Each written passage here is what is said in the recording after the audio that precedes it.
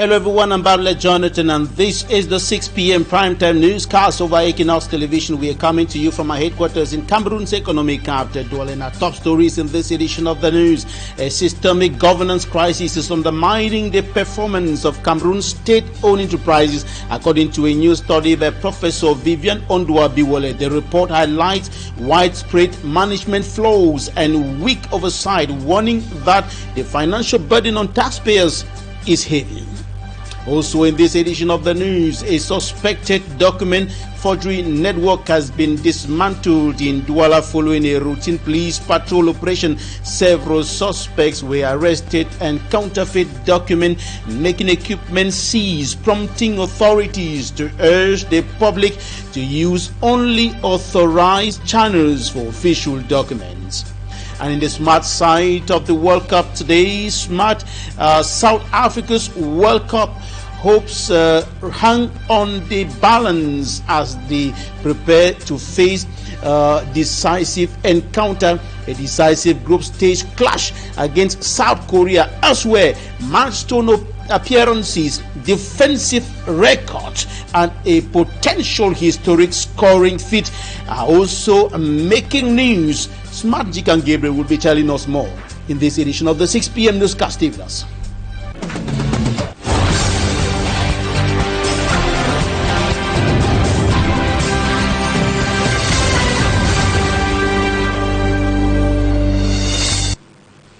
Thank you, ladies and gentlemen, for staying with us. Traders in the Dedo new market in the machine New Dedo here in Cameroon's economic capital, Douala, are raising concerns about a forceful eviction exercise. Many of them are concerned about the huge impact that eviction exercise has on their livelihood. It was carried out by municipal authorities. Lomanyiru has more.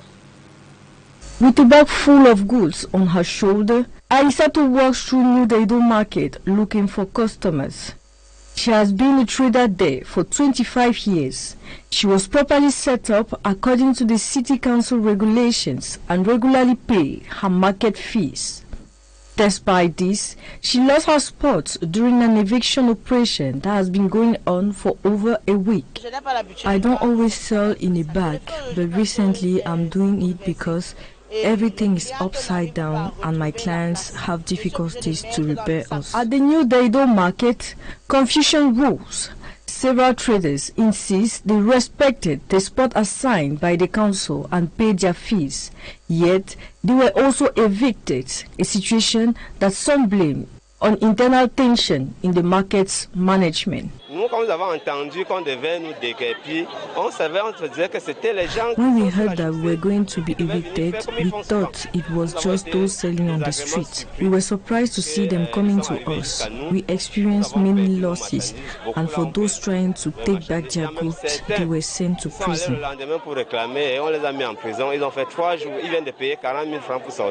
The traders' president points the finger at the market manager. According to him, wrong information was sent to the city council, leading to the eviction of traders who were actually in order. Tout cela est au niveau du régisseur et le président du marché qui sont toujours en désaccord.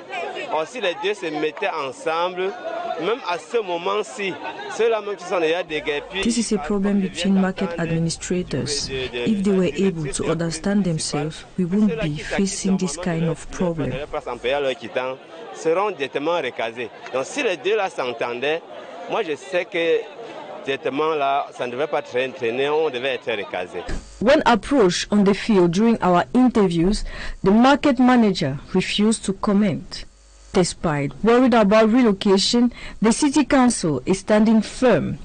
During an awareness session with the traders, the director of municipal police and security at the Douala City Council reminded everyone that no business is allowed to occupy the road. The stated goal is to restore order in the market. Nous avons pris des décisions pour organiser We took decisions to organize the exterior part of the market, and we let them know that all traders that will not respect these instructions will be considered as uncivilized and will face the harsh consequences. While waiting for the relocation solution and the return to normal, the traders are doing their best to organize themselves and keep working. CDC workers urged to resume work despite salary arrears. The general manager of the Cameroon Development Corporation has appealed to striking workers of the Cameroon Development Corporation to return to work as management seeks solutions to address the months of unpaid salaries. Franklin Goninje made the appeal during an emergency visit to Tiko in the southwest region of the country, where employees have suspended operations over salary arrears stretching back several years. This is a problem emanating from the devastating impact of the Anglophone crisis on that company, which is the second employer after the state of Cameroon, employing thousands, tens of thousands of persons. The company has suffered a serious breakdown in income and activities, and of course production, as a result of the Anglophone crisis that's been pulling on for over a decade now.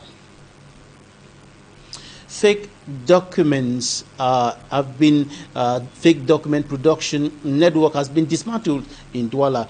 The police in Douala have dismantled the suspected document forgery network following a routine road patrol operation. Several suspects were arrested and equipment used to produce counterfeit official documents were seized. Authorities are now warning the public to obtain documents only through authorized channels. We shall be coming back to these in greater details in our subsequent news editions. Now to Ndokpasi 3 in the Douala 3 subdivision, where the residents of that area of the country's economic capital Douala raising concerns over deteriorating living conditions caused by impassable roads, blocked drainage systems and mounting waste, while major road projects are underway elsewhere in the subdivision.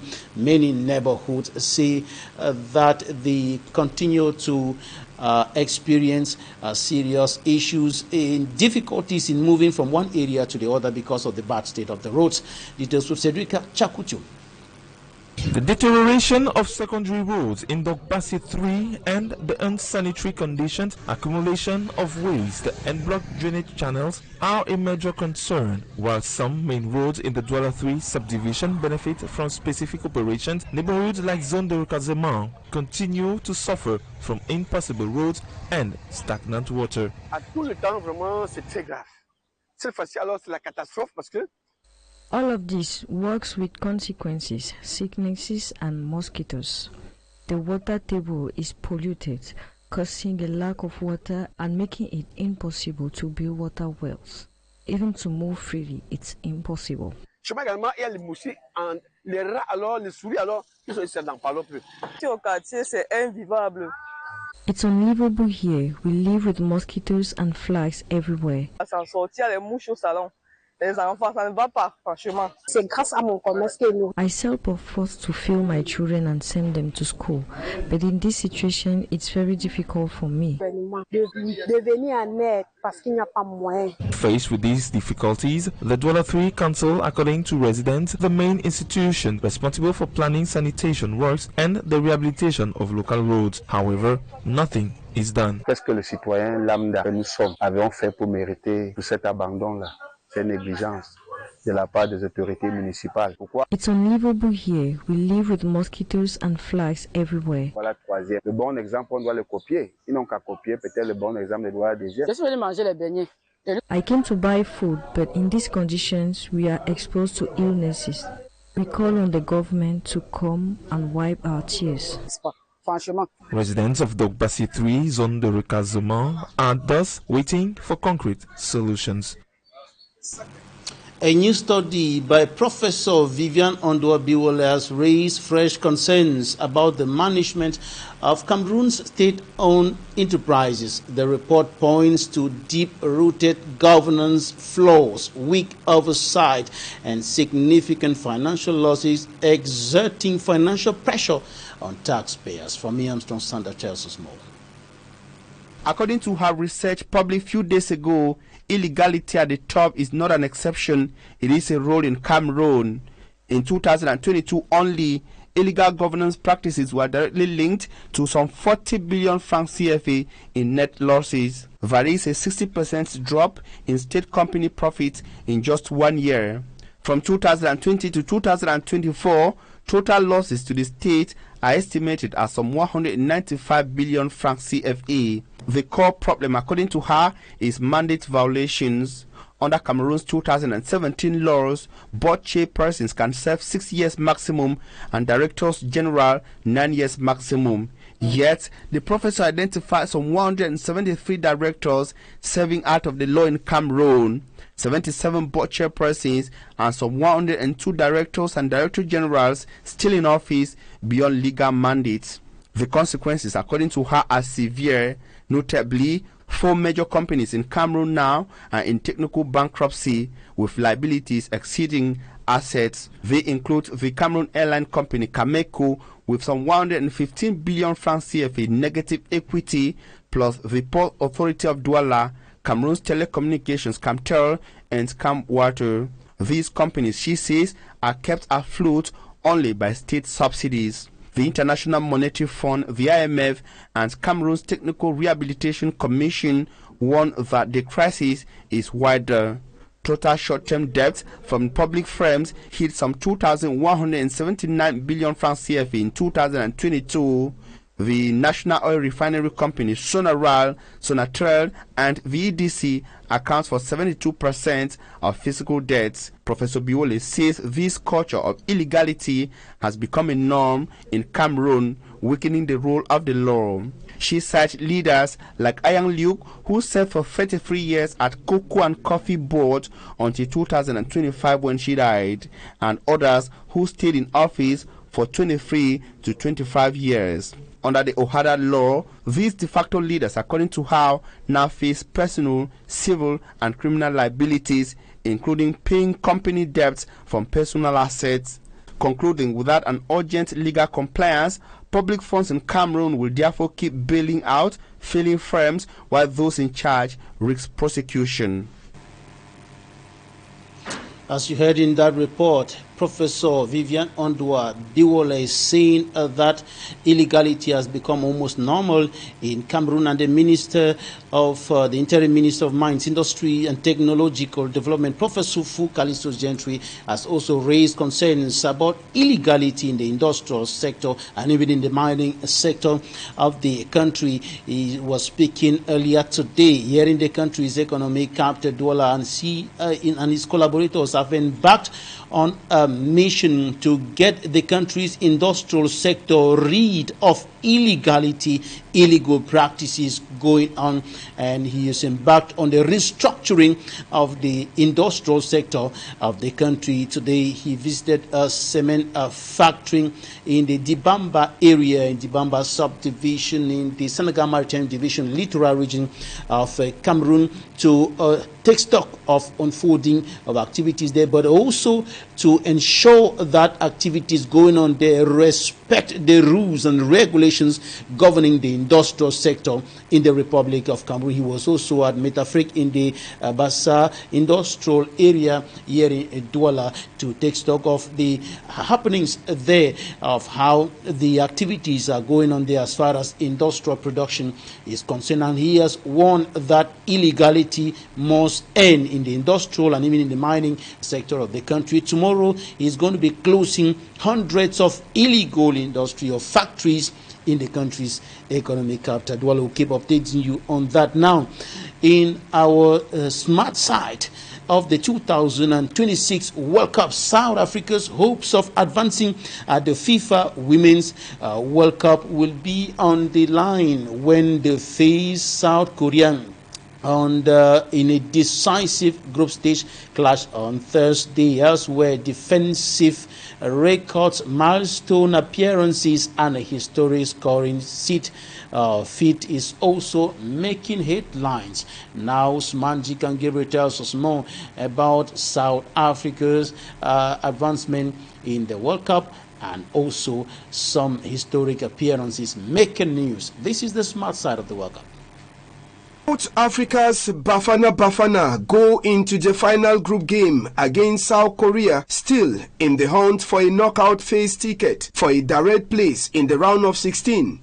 Coach Hugo Bruce's side must beat South Korea and hope Mexico beats or draws with Czechia. That would put South Africa second in the group on 4 points. If South Africa wins and Czechia also wins, both teams finish on 4 points. The tiebreaker then goes to goal difference. Bafana currently sit on +2. A big win would help their case, but a draw or defeat will end their tournament. Ghana's goalkeeper Benjamin Asare is turning heads at the World Cup 2026. The shortstopper, who is yet to play in a foreign league, has recorded 2 clean sheets in 2 games against Panama and most recently England. He is part of an elite defensive group as final group matches start.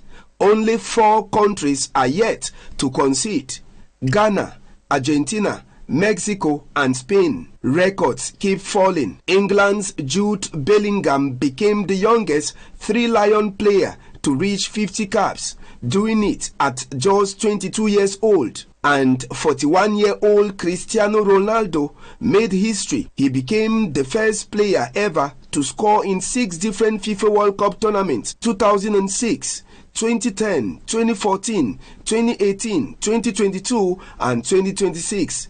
He is also Portugal's all-time top World Cup scorer. On a somber note, France's assistant coach Guy Stéphane will lead the team from the technical bench when France faces Norway in the final group game. Head coach Didier Deschamps left the team base following the death of his mother. Group stage decisions will be made on the pitch in the next 48 hours. Smanji Kangebe reporting there about South Africa's advancement in the ongoing 2026 World Cup in the United States, in Mexico and Canada, and not the Women's World Cup as said earlier, and other very interesting things going on there as far as the World Cup is concerned. Now coming up next, talking point.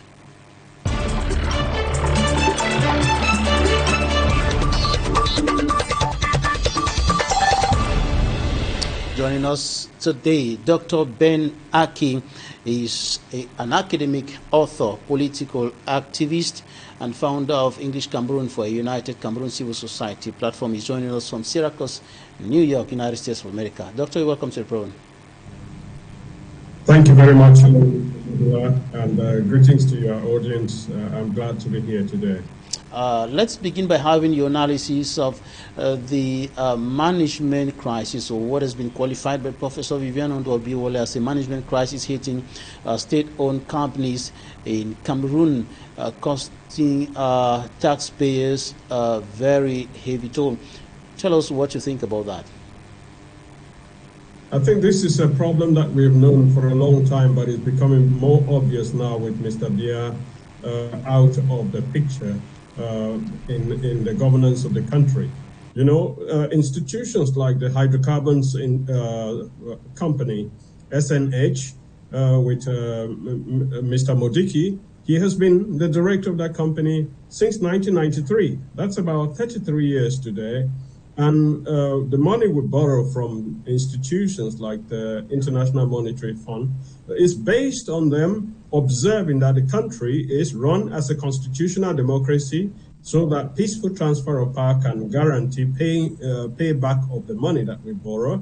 And the interest rate is based on how we conduct our elections. Are they regular? Are people following the law? Is the country governed in accordance with the rule of law? Do people write down laws and actually follow through with those laws? If you take that standard, you realize that Cameroon is not being governed as an effective constitutional democracy. Cameroon also is not following the rule of law. The laws are there.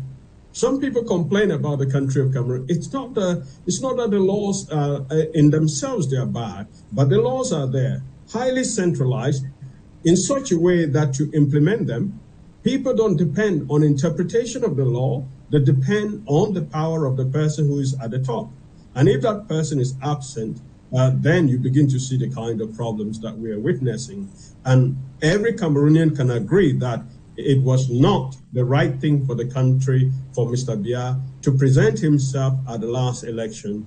And after presenting himself and losing soundly, according to the actual votes from the polling station, he decided to reverse the will of the people and continue to place himself there while the country is on autopilot being conducted by warring parties. And himself, he has tried to stay on to power beyond the laws that stipulated. And that gives an example to these directors for them to just continue to be in office, even though their mandate, their term of office has expired. If you are a financial institution looking at this, the interest rate you're going to charge for the country is going to be higher. And then also the loans that the country tries to borrow will be very, very limited. So that is that's a red flag for our country. And unfortunately, we are paying for it by forfeiting so much money in terms of high interest rates and also lack of access to loans that would be able to advance our development. With regards to the protest that emanated from the proclamation of results of the October 2025 presidential election in Cameroon and subsequent repression by forces of law and order, you are saying that President Paul Biya will be prosecuted by international jurisdictions or the people. Tell us more about that. What do you mean by President Paul Biya will be prosecuted by international jurisdiction or the people? Well, I'm reacting to the recent development that you are probably aware of, that the person who had the highest number of votes in that election by actual vote, many people believe that, many people even in the ruling party that is in power against the will of the people, they know that Mr. Issa Chiroma Bakari won the election and the people came out to support that. That is a right protected by the Universal Declaration of Human Rights. That is a right protected by the Constitution of Cameroon, but these people were brutally killed and some of them have been arrested, they are tortured, and some of them have died in prison. These kind of things cannot be tolerated universally because, as you know, Mr. Babila, the whole universe, God is the sovereign of the whole universe, but he has given every human being with dignity, and that dignity is such that we understand that no human being is an island. Therefore, if human beings are tortured, if they are treated poorly in any country, they can be prosecuted. That fact can be prosecuted under what is called universal jurisdiction. So that is the first point we're making, that Mr. Issa Chiroma Bakari, as in his capacity as a person with the highest number of votes and therefore the legitimate president of Cameroon, has introduced a court case against Mr. Biya, taking advantage of this universal jurisdiction principle, which is applicable in France, it's applicable in many countries, Germany, Switzerland, and Mr. Babila, you would remember that even Dr. Chua Yaba is prosecuted in Norway under that same principle of universal jurisdiction. He did not have to be repatriated to Cameroon to face justice for his part in the armed conflict in former Southern Cameroon. So it is in that context that we are saying that all those people in the Biya regime, not just Mr. Biya himself, all the people answerable to him, they are going to be held accountable for the 40 or 50 people who were killed following that election and the tortures that have continued that way. And you will note that when these people were killed, there was no justice, there was no mechanism even initiated by the country to pretend that they were acting without the knowledge of the higher authorities. That provides additional evidence against Mr. Biya. So the point is that if the people enforce the will expressed at the ballot box, then the people of Cameroon can say, let us calm down the situation in the country. First of all, we have a war in former southern Cameroons where people were summarily executed. People arrested were taken somewhere and killed. Many cases like that. That's the rule of law. And let me come in there, Dr. Benaki. You're saying that Issa Chiruma Bakari won the October 12, 2025 presidential election, but it is known to everyone that the Constitutional Council, the body, the institution charged with the responsibility to declare the results, said President Paul Biya won, and he's been sworn in. He's the president of the Republic of Cameroon. And, well, you're talking about Issa Chiruma Bakari as the legitimate president. I don't know what you mean by that, but the president of Cameroon is Paul Biya. Mr. Biya is the de facto president of Cameroon, and he is illegal and illegitimate. He is there because he has seized the institution of Cameroon, and I can explain. There is the highest principle of a constitutional democracy is that power belongs to the people. And when the people have expressed their will, it is possible that somebody can try to thwart that will, and that's what Elekam did. Are you telling me, Mr. Babila, let us just take Northwest and Southwest, with all the 10 years of war going on in this region, are you telling me that these two regions love Mr. Paul Biya more than the rest of Cameroon, based on the results which are published? Therefore, it is possible, if the people are the supreme leaders, if the people are the sovereign of the country, they must, at all times, enforce their will. That means, if they went to the poll on the evening of October 12, October 13, October 14, October 15, even people in the CPDM, they were already beginning. Some ministers in this particular government, they were already congratulating Mr. Issa Chiruma Bakari, until somebody came in and broke the law. The moment Lekam is changing the results, Lekam is breaking the law. The moment somebody is stuffing ballots in Guzang, that person is breaking the law. And it is possible to stop that person that way. So the moment the results were changed, the Constitution of Cameroon entered into what we now call a state of exception. Only the sovereign can resolve the issue.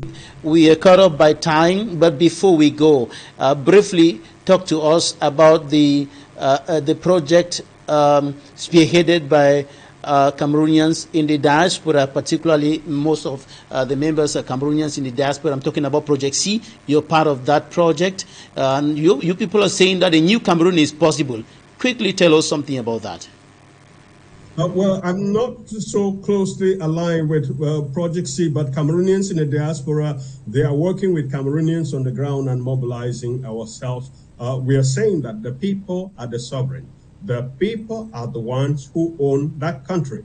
And as you can see, not only has Mr. Biya's government, with the connivance of the Elekam and the Constitutional Council, tried to take hostage the electoral system, they themselves cannot govern after that. They cannot even do the cabinet reshuffle that we're promising. So everybody can see that there are two options.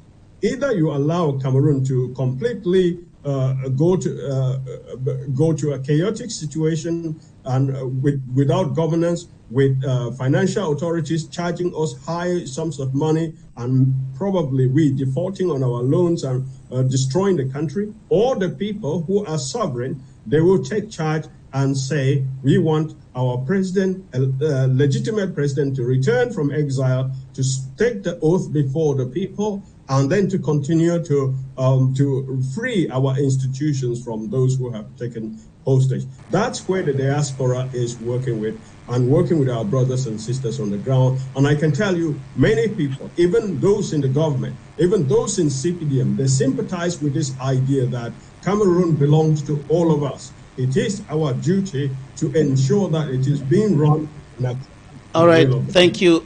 Thank you, Dr. Benaki. Thank you so much for joining us from New York in today's edition of Talking Points.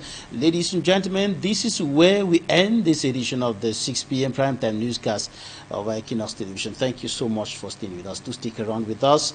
Equinoxe will be coming up, and later on in the evening at 8 p.m. the French language newscast will be coming your way. Thank you for staying with us. God bless Cameroon. God bless Africa. Goodbye.